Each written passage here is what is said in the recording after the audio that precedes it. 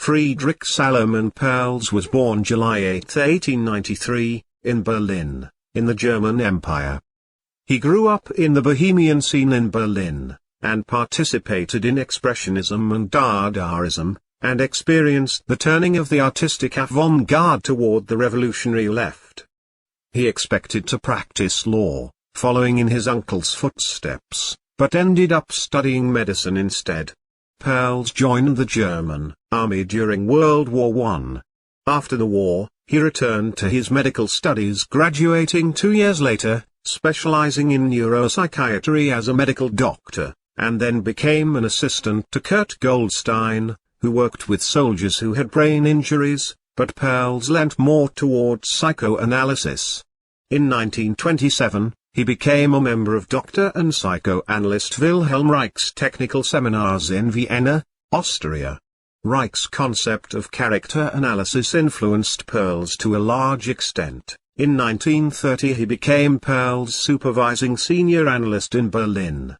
In 1930, Friedrich Perls married Laura Posner, and they had 2 children together, Renate and Stephen.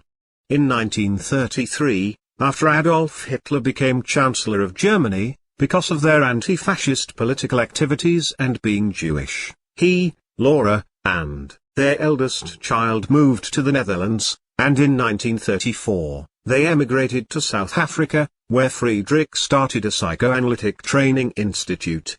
In 1936, he had what he said was a brief and unsatisfactory meeting with Sigmund Freud. In 1942, Perls joined the South African Army, and served as an army psychiatrist with the rank of captain until 1946. While in South Africa, he was influenced by the holism of Jan Smuts. During this period he wrote his first book, Ego, Hunger and Aggression, published in 1942 and republished in 1947. His wife Flora Perls wrote 2 chapters of the book, although when it was republished in the United States she wasn't given any recognition for her work. Fritz and Laura left South Africa in 1946 and ended up in New York City, where Fritz worked briefly with German psychoanalyst Karen Horney and Wilhelm Reich. After a peripatetic episode, during which he lived in Montreal and served as a cruise ship psychiatrist, the Perls settled in Manhattan. Fritz wrote his second book with the help of New York intellectual and author, Paul Goodman, who drafted the theoretical second part of the book based upon Fritz's handwritten notes. Fritz Perls and Paul Goodman were influenced by the work of Kurt Lewin and Otto Rank. Along with the experiential first part, written with Ralph Hefferlein, the book was entitled Gestalt Therapy, and published in 1951.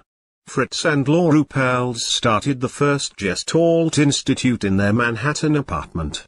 Fritz began traveling throughout the United States in order to deliver Gestalt workshops and training.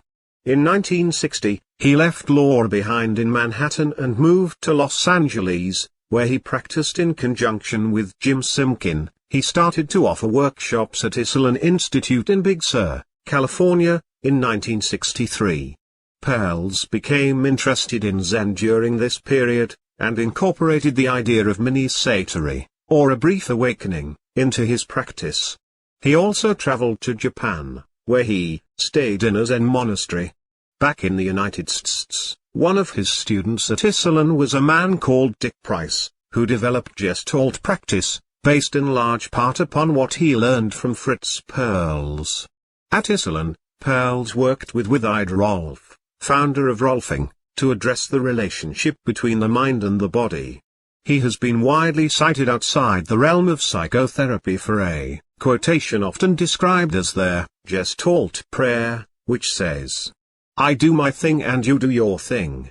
I am not in this world to live up to your expectations, and you are not in this world to live up to mine. You are you, and I am I, and if by chance we find each other, it's beautiful. If not, it can't be helped." In 1969, he left Esalen and started a Gestalt community at Lake Cowichan, Vancouver Island, in Canada. He hosted 8 educational films on his Gestalt therapy. He died of heart failure in Chicago, in the United States, on March 14, 1970. He was 76 years old.